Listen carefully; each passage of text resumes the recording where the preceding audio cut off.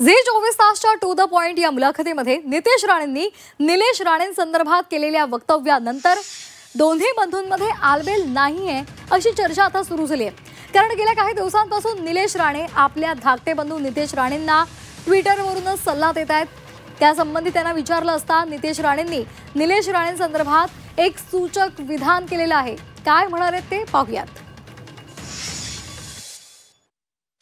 मोठ्या बंधूंचं मार्गदर्शन घेतात कारण ते ट्विटरवरच मार्गदर्शन करतात। हां, पण आता माझी तीच अपेक्षा आहे मोठ्या बंधूंनी कधीतरी ट्विटरवर मार्गदर्शन न करता वैयक्तिक मार्गदर्शन सुरू केलं तर मलाही त्याचा थेट फायदा होईल। का बरं? पण ते असं म्हणजे आम्हाला गमतीशीर वाटलं ते ट्विटरवरती तुम्ही घरात बोलण्यापेक्षा ट्विटरवरती का बोलतात भावाशी? आधुनिक जग झालेलं आहे। आधुनिक जग झाला असल्यामुळे सोशल मीडियाचा वापर कदाचित जास्त वाढलेला आहे आणि घरात बोलण्यापेक्षा ट्विटरवर बोलू अशाही काही प्रथा नवीन चालू झाली असेल।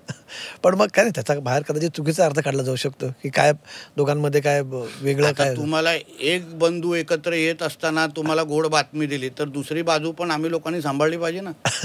म्हणजे ते एकत्र आले मग समझदारों को इशारा काफी आहे। नाही असं काय आहे का? ते तुम्ही ज्येष्ठ पत्रकार आहात, तुम्हाला सगळं माहिती आहे। तुमची वक्तव्य बऱ्याचदा टू द पॉइंट बोलताना तुम्ही वादाकडे जास्ती झुकतात, असं का होतं? तो देशभक्त मुसलमानांच्या विरुद्ध कोणच बोलत नाही। राष्ट्रभक्त कोण नाही हे ठरवणार कसं तुम्ही थेट म्हणाल होतं की शिवाजी महाराजांच्या सैन्यात मुस्लिमच नव्हते वगैरे। हा फिरून तुमचा मुद्दा परत तुमची गाडी फिरून मुसलमानांकडेच काय? अमरीकी पाकिस्तानमध्ये जावा, तिथे हिंदूंवर काय अवस्था होती तुम्हाला माहिती आहे? त्या देशांचं काय झालं हे आपण बघतोय।